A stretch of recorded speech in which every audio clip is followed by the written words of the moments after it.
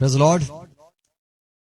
प्रभु की स्तुति हो। फिर से प्रभु ने हमें अनुग्रह दिया, आज का दिन दिया और इकट्ठा किया। प्रभु के पवित्र वचन को हमें अध्ययन करना है। आज हम जो अभ्यास करने वाले हिब्रानी की पत्री, हिब्रू की पत्री किसने लिखी। संसार में सारे लोग उसके बारे में कई सारे जो बाइबल पूरा पढ़ते या हिब्रानी पत्री को अच्छी तरह से जो 13 अध्याय पूरा जो है वो पढ़ पढ़ के लोग ढूंढना चाहते उसका लेखक या उसका राइटर, उसने उसको वो पत्र किसने लिखा।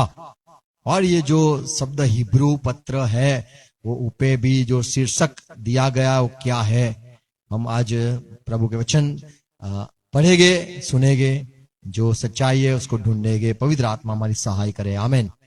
आओ प्रार्थना करें, अपने सर को झुकाएंगे। पिता यीशु मसीह के नाम में हम झुकते, आज के दिन के लिए धन्यवाद, तारीफ करते प्रभु, आपकी बढ़ाई करते। पवित्र आत्मा आप पर हम भरोसा करते, आप पर विश्वास करते, आप हमसे बात करते हो, अब तक बात किए और हमें और उजाला देना। जो सच्चाई है उसको हम ढूंढना चाहते, जो सच है वो आप ही बता सकते हो, हमें सहाय करो। हमारे साथ जुड़े हुए हर एक भाई बहनों को आशीष देना। फिर से धन्यवाद प्रभु आज के ये समय के लिए और ये संगति दिए। आपके वचन को समझना, सुनना, जानना चाहते, मदद करो। पवित्र आत्मा हर एक मेरे भाई बहनों को अनुग्रह दो, समझने के लिए सहाय करो। पिता यीशु मसीह के नाम में प्रार्थना है, बोलो आमीन, हालेलुया, जय मसीह की। सबका स्वागत करते हैं यीशु मसीह के नाम में और गुड मॉर्निंग, प्रेज गॉड। हिब्रानी की जो पत्री है, ज्यादातर लोग कहने वाले जो कहते हैं कि हम पवित्र आत्मा पाए हैं, कई लोग जो कहते हैं हमें पवित्र आत्मा मिला है और हम पवित्र आत्मा पाए, हमें ये ज्ञान मिला है। हिब्रानी की पत्री पौलुस ने लिखी है, कोई कहता है बारनाबास ने लिखी है। आप अगर इंटरनेट सर्च करोगे तो कई सारे लोग उसके विषय में कहते हैं।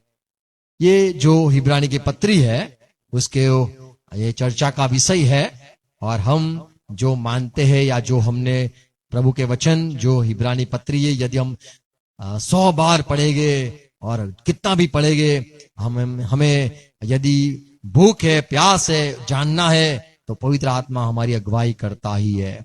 ये जो शीर्षक है हिब्रानी पत्री वो तो बाद में लिखा गया। सिर्फ हमारे पास जो किताब ये ग्रीक भाषा में, यूनानी भाषा में जो हमारे पास आया, ये तो इतना ही है कि परमेश्वर ने इंसान से बात कैसे करी, पहला अध्याय से शुरू हुआ है। और हम जो बाइबल मानने वाले या बाइबल को अभ्यास करने वाले, हम ये मानते हैं कि ये जो शीर्षक दिया गया है वो पीछे से दिया गया है। ऐसा नहीं है कि हिब्रानी पत्री ये पहले से नाम रखा था, ये पूरा पढ़ने के बाद उसको ऐसा शीर्षक दिया गया कि इसको तो हिब्रानी पत्री हम कहेंगे। और ये ज्यादातर हम पढ़ेंगे तो जो लोग यहूदी लोग हैं वैसे लोगों के लिए ये पत्री लिखी गई है। जो यहूदी लोग हैं, जो इज़राइल के लोग हैं, उनको ही लिखा गया है। क्योंकि शुरुआत यदि हम देखें तो वहां पे परमेश्वर की बात है, फिर परमेश्वर ने जो अपने नबियों के साथ बात की उसकी बात की गई है। और आगे हम पढ़ेंगे तो उसमें है यीशु मसीह के आने की बात लिखी गई है और मूसा की बात 3 अध्याय में लिखी गई है। तो ये जो सारी बातें उनको लिखी गई है जो लोग मूसा को जानते थे, परमेश्वर को जानते थे, जो याजक लोग हैं, प्रमुख याजक लोग हैं, ऐसे लोगों के बारे में, बलिदान के बारे में, ऐसी सारी बातें ये हिब्रानी पत्री में हमें मिलती है। इसीलिए कहा जाता है कि ये तो हिब्रू लोग या यहूदी लोग को लिए ये पत्री लिखी गई है। ये जो हिब्रू शब्द है वो तो हेबर, उत्पत्ति में यदि हम पढ़े तो वहां पे हेबर करके जो बेटा था वहां से वो जगह हुई इब्रानी, और वहां के लोगों को, वो जगह में रहने वाले लोगों को इब्रानी कहा गया है। और वहां पे जो बाबिल का बुर्ज बनाया गया उत्पत्ति 11 अध्याय में, वहां से जो सारा शुरू हुआ, बेटा हुआ, हेबर को बेटा हुआ, प्लेग, और वहां से वो जगह में जो सब अलग अलग बिखर गए तो हेबर में, हेबर जो बेटा था वो रहने गया, वो जगह को हिब्रानी या हेबर, एवर ऐसे नाम वहां पे हिब्रू शब्द वहां से निकला है, जो सो सारा जो खोज करने वाले ये सारे ढूंढते हैं। अब ये जो हिब्रानी पत्री का अभ्यास करें तो वहां पे हमें मंदिर मौजूद था, वो समय की बात वहां हमें मिलती है। हिब्रानी 9वां अध्याय पहले पद यदि पढ़े तो लिखा है, उस पहली वाचा में भी सेवा के नियम थे। तो यहाँ पे जो लेखक है पता नहीं कौन है, पर हम जानना चाहते कौन है। तो वो कहता है कि जब परमेश्वर ने जो मूसा को जो व्यवस्था दिया और मूसा को ये भी बताया गया कि तुझे मेरे लिए एक तंबू बनाना जिससे मैं तुम्हारे साथ रहूंगा, तो जो तंबू बनाया गया उसमें पहले जो वाचा परमेश्वर ने बांधी थी वो उस पहली वाचा में भी सेवा के नियम थे और ऐसा पवित्र स्थान था जो इस जगत का था। तो यहाँ पे जो लेखक है बताता है कि पहले समय में जो परमेश्वर ने अपने लोगों के साथ वाचा बांधी कि मैं तुम्हें छोड़ूंगा नहीं, त्यागूंगा नहीं, तुम्हारे पापों को क्षमा करूंगा, तुम्हारा संग चलूंगा, जो सारे वाचाएं बांधी कि शत्रुओं से मैं बचाऊंगा, तुम्हें उत्तम देश में लेके जाऊंगा और तुम्हें कोई भी हानि न होगी, तुम सिर रहोगे पूछ न होगे, ऐसी सारी वाचाएं परमेश्वर ने अपने लोगों के बीच में दी और कहा कि बीमारियों भी मैं दूर करूंगा। कई सारी परमेश्वर ने शपथ खा के वाचाएं दी और वो जो परमेश्वर रहता था वो तंबू में बनाया गया और वो धरती पर बनाया गया। वो जगह पर परम पवित्र स्थान भी के बारे में वहां पे हमें देखने मिलता है। ये जो इब्रानी पत्री है उसमें हम 35 बार याजक शब्द हम ढूंढते हैं, याजक याजक याजक। तो इससे हमें ये मालूम होता है कि ये पत्री जो लिखने वाला है वो एक इब्रानी आदमी है और जिसको पत्री लिखी गई है वो यहूदी लोग हैं जो याजक को अच्छी तरह से जानते हैं और याजक की सेवा क्या है वो भी जानते हैं।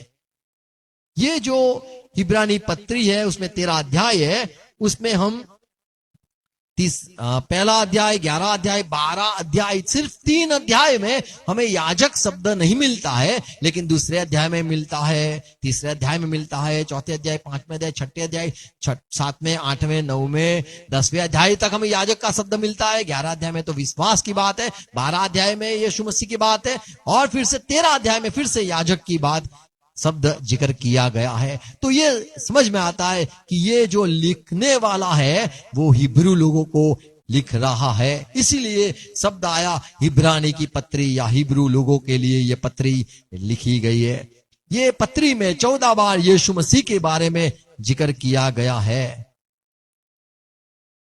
तो ये हम सच्चाई देखते हैं, यीशु मसीह के बारे में, मूसा के बारे में ये पत्री में हमें देखने मिलता है। इब्रानी पत्री 5वां अध्याय 12 पद में ये जो लेखक है ये कहता है कि अब तक तो तुम्हें उपदेशक होना चाहिए या तुम्हें अब तक तो इतना बड़ा सारा सीखने मिला है। आप तो बचपन से यहूदी धर्म वाले लोग हो, आपको सारी जानकारी है, तो भी आप अब तक परमेश्वर के दास अच्छी तरह से सेवक क्यों नहीं बने हैं? ऐसी फरियाद या ऐसे यहाँ पे दोष लगाता है सेवक। लिखा है इब्रानी 5वां अध्याय इसका 12वां पद, समय के विचार से तो तुम्हें गुरु हो जाना चाहिए था। अब तक तो तुम्हें गुरु हो जाना चाहिए, तो भी यह आवश्यक हो गया है कि कोई तुम्हें परमेश्वर के वचनों की आधी शिक्षा फिर से सिखाए। तो ये जो लेखक है वो कहता है कि तुम तो पहले से इजरायली लोग हो, पहले से सारी बातें तुम तो जानते ही हो, तुम्हें क्या मुझे लिखना है? अब तक तो तुम तो ऐसे हो गए हो कि तुम्हें अन्न के बदले अब तक दूध ही चाहिए। तो अब तक तुम्हें 12वां पद में गुरु होना चाहिए, गुरु शब्द है। अब तक तुम्हें दूसरे को सिखाने वाला होना चाहिए और अभी तो तुम तो दूध पीने वाले बच्चे समान हो गए, भारे खाना नहीं खा सकते हो, ऐसे तुम हो गए हो। तो ये जो लेखक है वो कौन हो सकता है? तो ये जो लेखक है, लिखने वाला जो कोई है, वो ये मंडली को या ये जो हिब्रानी लोग है या ये जो इज़राइल के लोग हैं जो अच्छी तरह से याजक को जानते हैं और अच्छी तरह से मूसा को जानते हैं, सारी व्यवस्था जानते हैं, ऐसे लोगों को लिखने वाला जो ये सेवक है वो खुद को ऐसा कहता है कि मैंने तुम्हारे पीछे बड़ी मेहनत भी की है, ऐसा भी कहता है कि तुम तो पहले से ये सारी बातें जानते भी हो और तुम्हें तो गुरु हो जाना चाहिए, तुम्हें तो अन्य जाति को लोगों को सिखाना चाहिए, अब तुम्हें तैयार करने की आवश्यकता हो गई है। ऐसे करके ये जो लेखक है वो उनको डांटता है। तो ये जो लेखक है वो डांटने वाला यानी इनसे बड़ा आदमी होना चाहिए। जो इज़राइल के लोग जो मसीह में आ गए हैं, मसीह परिवार में जुड़ गए हैं, कलीसिया में जुड़ गए हैं, ये इजरायली लोग, यहूदी लोग जो मसीह में हो गए, उनको ये जो लेखक है वो यूं करके कहता है कि अब तक तो तुम्हें गुरु हो जाना चाहिए, दूसरी जगह पे जाके चेले बनाना चाहिए। मैं तो यहाँ पे इटाली में आ गया हूं। तो वो पत्री कहां से लिखता है? हमें सच ये मिलता है कि वो तो इटाली से लिख रहा है पत्री। इब्रानी 13वां अध्याय यदि पढ़े, वहां पे हम 24वां वचन, इब्रानी 13वां अध्याय 24वां वचन, ये जो लेखक है वो कहां से लिखता है? इटाली वाले। 24वां वचन, अपने सब अगुओं और सब पवित्र लोगों को नमस्कार कहो। तो ये जो लेखक है वो कहता है कि तुम जो इकट्ठा हुए मंडली के लोग हो, मैं तुम्हें लिखता हूं, तुम सारे लोग जो यहूदी लोग हो, तुम सब जो वहां पे नेता भी हो गए हो और अगवे हो गए हो, संत हो गए हो, आपको सलाम करता हूं। और इटली वाले तुम्हें नमस्कार कहते इटली हैं। इटली वाले तुम्हें नमस्कार कहते हैं। ये बात से हमें मालूम पड़ता है, चलता है कि ये जो लिखने वाला है वो इटाली से लिख रहा है। इटली से लिखने वाला ये कोई बंदा है। इटली जो है वो वहां से लिख रहा है। और हम ये 19वां पद पढ़े, 13वां अध्याय 19वां पद। ये जो लेखक है वो सिर्फ एक है, ये भी हमें मालूम पड़ता है। प्रार्थना करने के लिए मैं तुम्हें और भी समझाता मैं हूँ, तुम्हें और भी समझाता हूँ, और या प्रार्थना करने के लिए तुम्हें समझाता हूं कि मैं शीघ्र तुम्हारे पास फिर आ सकूं। तो ये जो लेखक है वो 2-3 जन नहीं लिखते हैं, ये लेकिन एक ही आदमी है कि जो लिख रहा है। यहां से हमें मालूम चलता है। तो इटली से लिख रहा है। दूसरी बात समझ में आती है कि ये जो लेखक है वो खुद कहता है मुझे आना है तुम्हारे पास। तो ये जानने वाले लोग हैं जो जानते हैं कि ये कौन बंदा हमें लिख रहा है पत्री, और विनती भी करता है कि तुम सारी बातें समझे तो कितना अच्छा। 22वां पद, हे भाइयों, मैं तुमसे विनती करता हूँ मैं तुमसे विनती करता हूं कि इस उपदेश की बातों को सह लो, क्योंकि ये जो मैंने अब तक लिखा है थोड़ी बातें आप उसको समझो, क्योंकि मैंने तुम्हें बहुत संक्षेप में लिखा है। मैंने बहुत संकेत में लिखा है। तो ये कौन बंदा है जो संकेत में थोड़ी में ही सारी बातें समझाने का प्रयत्न करता है? इटली से लिख रहा है, एक ही बंदा है। अब ये इटली से यदि पत्री आई है ये जगह पर, ये यहूदी लोगों के बीच में, और यहूदी लोग जो थे वो तो यरूशलेम में थे। फिर तक काम 18 अध्याय 2 पद यदि पढ़े तो वहां पे एक बंदा था अकुलास करके, वो यहूदी आदमी था। 2 पद, और वहाँ अक्विला नाम अकुला एक यहूदी मिला, एक यहूदी जिसका था, जन्म पुंतुस का था और अपनी पत्नी प्रिस्किला समेत इटालिया से नया आया था। तो इटाली से आने वाला ये आदमी था। तो इटाली से यदि पत्री आई है तो ये शायद अकुलास होगा, प्रिस्किला, ये परिवार होगा जो पौलुस के साथ भी रहा और पौलुस के संगति में पौलुस के साथ चले। ये यहूदी आदमी यहाँ पे हमें पता चलता है। तो कोई कहता है कि ये बंदा तो अकुलस होगा जो इटाली से आया है। तो वहीं से वो वापस जाकर सलाम लिखता है। वो यदि ये आदमी है, अकुलास है, जो मसीह में आया हुआ है, यहूदी आदमी है, और उसने इतना ढेर सारा इब्रानी पत्री में याजक के बारे में लिखा, तो ये बंदा तो सही में बड़ा ज्ञानी होना चाहिए। और हम ढूंढेंगे ये क्या ये अकुलास है या कोई दूसरा बंदा है। 13 अध्याय इब्रानी 25वां पद।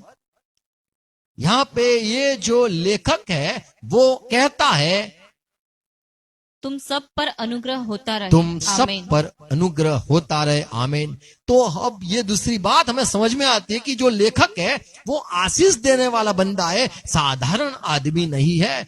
आशीष तो कौन देता है? तो बोले फादर होते, पास्टर होते, बड़े कोई होते, पोप होते, वो आशीष देते हैं। साधारण इंसान आशीष नहीं देता है। तो ये बड़ा बंदा होना चाहिए जो ये इकट्ठे हुए लोगों को, ये जिस पे चिट्ठी लिखी गई है, उनको कहता है प्रभु का अनुग्रह, परमेश्वर का अनुग्रह तुम सब पर रहो, और आमीन कहता है। और बात हमें समझ में आती है कि जो इब्रानी पत्री है उसको उसके में 11 अध्याय में सारे जो विश्वासी योद्धा थे, वो आदम का बेटा था हाबिल, वो धर्मी से लेकर अंतिम तक जो भी संत, जो भी बाइबल के लोग थे, परमेश्वर में विश्वास करने वाले विश्वासी लोग थे, जिन्होंने बड़े बड़े अच्छे अच्छे काम किए, बड़े बड़े काम किए, मसीह में चले, परमेश्वर में चले, ऐसे लोगों का जिक्र ये जो कर रहा है, तो ये बंदा अच्छी तरह से जानता होना चाहिए कि ये सारे यहूदियों में सारे कैरेक्टर कहे या सारे हीरो कहिए, विश्वास के सारे योद्धा के बारे में लिखने वाला ये एक बड़ा ज्ञानी ही होना चाहिए। तो यहां पे ये पत्र लिखने वाला जो है, जो कोई बंदा है, वो उनको पत्र लिखता है जो हाबिल को जानता है, जो अब्राहम को जानता है, इनोक को जानता है, नूह को जानता है, उनको पत्र लिख रहा है। तो ये कोई परदेसी विदेशी लोग नहीं है कि जो जिसको पता नहीं कि भाई हमें पता नहीं हाबिल कौन था, अरे ये नूह कौन था, हमें पता नहीं। पर ये जो बंदा लिख रहा है उनको लिख रहा है कि जो सारे यहूदी लोग थे, इनको अच्छी तरह से पता था आदम कौन है और उसका बेटा हाबिल कौन है और काइन कौन है, और सारे जो बाइबल के बड़े बड़े सेवकों का नाम जिक्र किया गया इब्रानी 11 अध्याय में, तो सबको पता था। वैसे लोगों को ये लेखक लिख रहा है। यदि वो लिखे दूसरी बात लिखे तो कोई कहेगा ये हमें पता नहीं यार, ये आप किसके बारे में बात कर रहे हैं, सामसुन कौन, हमें पता नहीं। तो सामसुन जिसको पता है, जो जानता है कहानी, उसको वो लिख रहा है। यहूदी लोगों को सब बचपन से ये सिखाया जाता था हमारा पिता कौन है, हमारा परमेश्वर कौन है, हमारा बड़ा नबी कौन है, हमारे कितनी आज्ञाएं होती है। बचपन से ही यहूदी लोगों को सिखाया जाता है, धर्म की सारी बातें सिखाई जाती है। इब्रानी 1 अध्याय 3 पद, माफ करो बड़ा लंबा चलेगा पर आप सुनते रहना। यहां पे लिखा है वह उसकी महिमा का प्रकाश, यीशु मसीह के बारे में कहता है, वो तो यीशु मसीह तो परमेश्वर का प्रकाश और उसके तत्व की छाप है, और आमीन। सब वस्तुओं को अपनी सामर्थ्य वचन से संभालता है। तो ये जो लेखक है वो कहता है कि यीशु मसीह तो परमेश्वर का उजाला है। पत्रस का पत्र यदि पढ़े, दूसरा पत्रस 1 अध्याय 17 पद, वहां पे पत्रस कहता है कि उसने परमेश्वर पिता से आदर और महिमा पाई, जब उस प्रतापमय महिमा में से यह वाणी आई कि यह मेरा प्रिय पुत्र है जिससे मैं प्रसन्न हूँ। तो यहाँ पे हम पत्रस की बात कर रहे हैं कि जो कह रहा है कि हमने यीशु की महिमा देखी है। 18 पद, और जब हम उसके साथ पवित्र पहाड़ पर थे, पत्रस कहता है हम जब यीशु के साथ पवित्र पर्वत पर थे, तो स्वर्ग से यही वाणी आती सुनी। हमने ये वाणी सुनी। और जब ये हमने पढ़ते हैं इब्रानी 1:3 में कि यीशु का महिमा, परमेश्वर समान देखने वाले लोगों की चर्चा यहां पे देखते, तो कौन चेला होगा जो यीशु की महिमा देखी है? तो यूहन्ना है, पतरस है, याकूब है। ये परमेश्वर के दास है जो यीशु की महिमा देखी और परमेश्वर को यीशु में देखा। पहला यूहन्ना 1:3 पहला अध्याय पहला पद।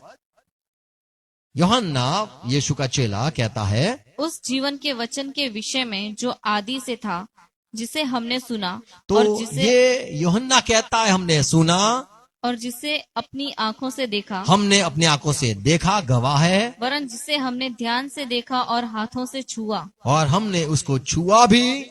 यह जीवन प्रकट हुआ और हमने उसे देखा। तीसरा पद। जो कुछ हमने देखा और सुना है उसका समाचार तुम्हें भी देते हैं। तो इसलिए ये जो यीशु का समाचार देने वाला, देखने वाला, सुनने वाला, ये यूहन्ना भी है और पौलुस पत्रस भी है। ये हम देखते हैं इब्रानी 2 अध्याय पहला पद। इस कारण चाहिए कि हम उन बातों पर जो हमने सुनी है और भी मन लगाएं। तो ये बंदा, वो लेखक कहता है, ये कौन है? कहता है हमने सुना है, हम उस पर मन लगाए। 5वां पद। उसने उस आने वाले जगत की जिसकी चर्चा हम कर रहे हैं, तो ये जो लेखक कह रहा है, हम जो चर्चा कर रहे हैं, हम जो सिखा रहे हैं, स्वर्गदूतों के आदि न किया, पढ़ते हम, वरन किसी ने कहा कहीं यह गवाही दी है, मनुष्य क्या है कि तू उसकी तो सुधि 5वां लेता पद है। में यहां पे लिखा है, ओके, फरिश्तों को ये समाचार नहीं दिया गया है, ये सेवा नहीं दी गई है कि वो जाके कुछ प्रचार करे। 4वां पद है, पहले हमने सुना, ऐसे कह लिखा है वहां पे। पहले हम थे जो हमें सुना यीशु के मुंह से। क्या लिखा है? पढ़ेंगे हम। लाओ मुझे दो गुजराती बाइबल।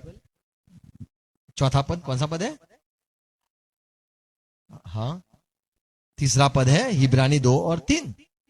तो हम लोग ऐसे बड़े उद्धार से निश्चिंत रहकर कैसे बच सकते हैं, जिसकी चर्चा पहले पहल प्रभु के द्वारा हुई। तो ये जो चेला, ये जो लेखक कहता है, पहली बार, पहले तो परमेश्वर ने नहीं, यीशु ने हमें बताया। तो ये बंदा वो है जो यीशु ने उसको बताया था, वैसा बंदा। तो 12 चेले में से ये हो सकता है, ये हम यहाँ पे निश्चय में आते हैं। 5वां अध्याय 11 पद, इब्रानी 5वां अध्याय 11 पद। इसके विषय में हमें बहुत सी बातें कहनी है। तो ये जो सेवक है वो कहता है हमें कई सारी बातें आपको कहना है, जिनका समझना भी कठिन है, इसलिए कि तुम ऊंचा सुनने लगे हो। क्योंकि आप ऊंचा सुनने लगे हो, इसीलिए कहना कठिन है। कठिन इसीलिए क्योंकि तुम जो यहूदी लोग हो, आप नहीं समझोगे हमारी जो यीशु ने हमें जो पहले पहले जो समझाया, सिखाया। जब यीशु मसीह जीवित हो गए, तब अपने चेलों को पहले मिले और कहा कि जो मेरे विषय में मूसा ने कहा है, दाऊद ने कहा है और सारे नबियों ने कहा है, वो पूरा होना चाहिए। तो यीशु ने अपने चेले, पहले चेले जो थे 12 या फिर जो थे जुड़े हुए, उनको ये बात बताई। सारे यहूदी लोग नहीं जानते थे यीशु मसीह का मर्म क्या, उसका आना। इब्रानी 6 अध्याय उसका 9वां पद। पर हे प्रियो, यद्यपि हम ये बातें कहते हैं, तो भी तुम्हारे विषय में हम इससे अच्छी और उद्धार वाली बातों का भरोसा करते हैं। तो ये जो लेखक है वो कहता है हमें तुम पर और भरोसा है, तुम्हें समझाना और आसान है, क्योंकि आपने पहले ही सारी बातों को आप जानते हो। आप तो आदम को जानते हो, पूरी कहानी कहने की जरूरत नहीं है।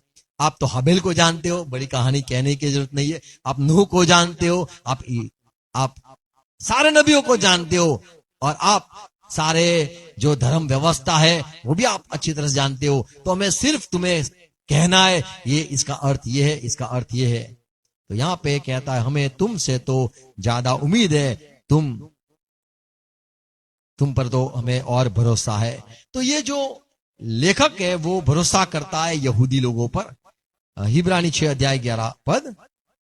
पर हम बहुत चाहते हैं कि तुम में से हर एक जन अंत तक पूरी आशा के लिए ऐसा ही प्रयत्न करता रहे। तो जो लेखक है वो चाहता है कि ये जो कलीसिया है, ये जो यहूदी प्रजा है, ये जो लोग है, वो लोग अंत तक टिके रहे। 9वां अध्याय 5वां पद। उसके ऊपर दोनों तेजों में करूब थे, जो प्रायश्चित के ढकने पर छाया किए हुए थे। फिर इनका एक एक करके वर्णन करने का अभी अवसर नहीं है। तो ये जो लेखक है वो कहता है कि आप यहूदी लोग हो, आपको ये सारी बात पता है, करूब थे और वो ऑल्टर वेदी के ऊपर ये थे, और ये सब तुम्हें कहने की जरूरत नहीं है। इब्रानी 13वां अध्याय 18 पद। मैं विनती करता हूं, कहता है लेखक, 18 पद। हमारे लिए प्रार्थना करते रहो, क्योंकि हमें भरोसा है कि हमारा विवेक शुद्ध है और हम सब बातों तो ये में जो सेवक है वो कहता है हमारे लिए विनती करते रहना। हमें पता है पतरस के लिए पूरी कलीसिया विनती करती थी, और ये कहता है कि ये जो सेवक है कहता है मेरे लिए, हमारे लिए विनती करते रहना, और हमारा विवेक आप जानते हो, हमारा सोचना आप जानते हो, हमारा जीवन आप जानते हो कैसा है।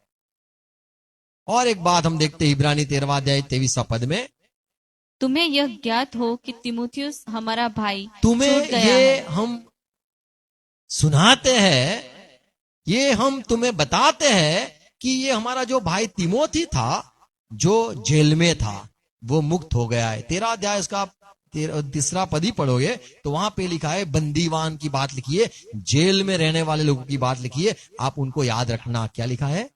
कैदियों की ऐसी सुधि हो। कैदियों को याद रखना, ऐसे करके 13वां अध्याय में, 13वां अध्याय उसका तीसरा पद में लेखक लिखता है, और फिर 23वें पद में लिखता है अब ये कैदी रिहा हो गया है, तिमोथी रिहा हो गया है, अब वो आपको जल्दी मिलेगा, आएगा, तो मैं भी उसके संग आऊंगा। 23वां पद। तुम्हें यह ज्ञात हो कि तीमुथियुस तुम्हें हमारा ये भाई जानकारी हो कि तिमोथी हमारा भाई छूट गया है, छूट गया है जेल में से, और यदि वह शीघ्र आ गया और तो वो मैं सीधा, यदि आपके पास, आप लोग इटाली में नहीं हो पर आप कहां पे हो, तो आप इजराइल में हो, आप यरूशलेम में हो, आपके पास आएगा तो मैं उसके साथ तुमसे भेंट करूंगा। तो उसके साथ मैं भी आऊंगा। तो हम ये बात साफ देखते हैं कि तिमोथी आएगा तो मैं भी आऊंगा, ऐसे कहता है। तिमोथी की बात क्यों की गई? यदि आप पढ़ो ये तिमोथी के विषय में, 2 तिमोथी 1 अध्याय 5वां पद। तिमोथी पहले से, बचपन से छोटा था तब से उसको यहूदियों की सारी जानकारी थी, क्योंकि उसकी जो माँ दादी थी वो भी बाइबल बहुत पढ़ती थी, उसकी माँ भी बड़ी प्रभु में थी, और ये जो परिवार था यहूदी में बड़े प्रवीण लोग थे, बड़ा ज्ञानी लोग थे। इसीलिए जो लेखक के कहता है कि तिमोथी को मैं भेजूंगा, क्योंकि तिमोथी, वो आप तो यहूदी लोग हो ही, पर हाँ, ये जो बंदा है तिमोथी वो बाइबल अच्छी तरह से जानता है। 5वां पद। और मुझे तेरे उस निष्कपट विश्वास की सुधि आती है जो पहले तेरी नानी लोइस और तेरी माता यूनिके में थी, और मुझे निश्चय हुआ है कि तुझ में भी है। और 15 पद। 2 तिमोथी 3 अध्याय 15 पद। और बालकपन से पवित्र शास्त्र तू बालकपन से पवित्र शास्त्र तेरा जाना हुआ है। ये तो बहुत अच्छी बात है, तू पहले से जानता। अभी ये जो लेखक है इब्रानी की पत्री, वो कहता है कि मैं तुम्हें ऐसा बंदा भेजूंगा जो बड़ा ज्ञानी है। उसके विषय में पौलुस भी कहता है कि इसकी दादी भी बड़ी प्रभु में थी, वो भी बड़ी विश्वासु थी, उसकी मम्मी भी बड़ी बाइबल स्टडी वाली थी, और ये लड़का भी बचपन से बाइबल जानता था। और ये लेखक कहता है, इटाली में से रहकर कहता है कि वो रिहा हो गया है तिमोथी, वो आएगा, उसके साथ मैं भी आऊंगा। इब्रानी 3 अध्याय 1 पद। ये जो पत्र में लिखा गया है भाइयों करके लिखा गया है, मेरे मसीह भाइयों। तो ये लेखक जो है वो यहूदी लोगों को लिखता है। यहूदी लोग अब मसीह में आ गए, इसीलिए उनको भाई कहता है। हमें पता है पौलुस की जो सेवकाई थी तो वो तो विदेशी में थी, यहूदियों में नहीं गया है। उसके बारे में भी हम देखेंगे। इब्रानी 13वां अध्याय 22वां पद फिर से कहता है, हे मेरे भाइयों, मैं तुम्हें विनती करता हूं। तो ये जो पत्री है, इब्रानी की पत्री, वो है पत्रस की पत्री है, ये हम विश्वास करते हैं। Praise God. कई सारे संसार में लोग हैं जो अपना अपना मत, अपने अपनी समझ, अपने अपनी सीख जो वो लोग पढ़ते हैं इब्रानी की पत्रिका, उनकी हिसाब से जो अभ्यास करते हैं वो लोग कहते हैं पौलुस ने ही ये लिखा है, और हम मानते हैं कि ये पत्रस ने इब्रानी की पत्री लिखी है। आमीन। प्रभु हरे को सहाय करे, अनुग्रह दे, सच्चाई में हरे को पवित्र आत्मा जोड़ के रखे। आमीन। आओ प्रार्थना करें और सर को झुकाएंगे, धन्यवाद करेंगे। पिता यीशु मसीह के नाम में धन्यवाद। पत्रस आपका बड़ा सेवक के लिए हम धन्यवाद करते हैं, जो पहला आदमी था जिसने यरूशलेम की मंडली की शुरुआत की, जिसने प्रचार किया खड़े होकर, और उसका सुनकर 3000 इज़राइल के लोग अपना यहूदी धर्म छोड़कर मसीह परिवार में आ गए, 120 में जुड़ गए, और लंगड़े को चलते करते पत्रस सारे याजक, फरोसी, शास्त्री उनके बीच में खड़े होकर वहां पे भी पत्रस ने प्रचार किया। लोगों ने कहा ये तो मच्छीमार है, उसको ऐसा ज्ञान कहां से? पर पवित्र आत्मा के जरिए सब कुछ पत्रस जान चुका था। और हम ये विश्वास, प्रभु आज ये सुना कि ये इब्रानी पत्री आपके सेवक पत्रस ने लिखा है, और वो रोम में उसने अपने आप को आपके लिए अर्पण कर दिया। प्रभु बड़े सेवक पत्रस के लिए हम धन्यवाद करते। प्रभु ये जो हम विश्वास करते बने रहने के लिए और उजाला पाने के लिए हर एक मेरे भाई बहनों को सहाय करो। सारी जो अविश्वास की बातें दूर हो जाए, हर एक अनुग्रह सच्चाई समझ पाए, फिर से रोशनी देने के लिए धन्यवाद। ये बातें बोई जाए, 100 गुना फल लाए, यीशु मसीह के नाम में आमीन। आओ प्रभु से प्रार्थना साथ में करेंगे। आकाश में हमारा बाप, तुम्हारा नाम पवित्र बनाओ, तुम्हारा राज्य आओ, जब आकाश में है पृथ्वी पर, हमारी इच्छा पूरी था। यीशु ते आज में आपको जमन माफ करो, तमन माफ करो, मैं प्रश्न लाओ, मेरे संग छुटको करो। राज्य तथा पराक्रम तो महिमा सरकार से तुम्हारा है। आमीन आमीन। Praise Lord. Thank you. God bless you. Hallelujah. Thank you for watching.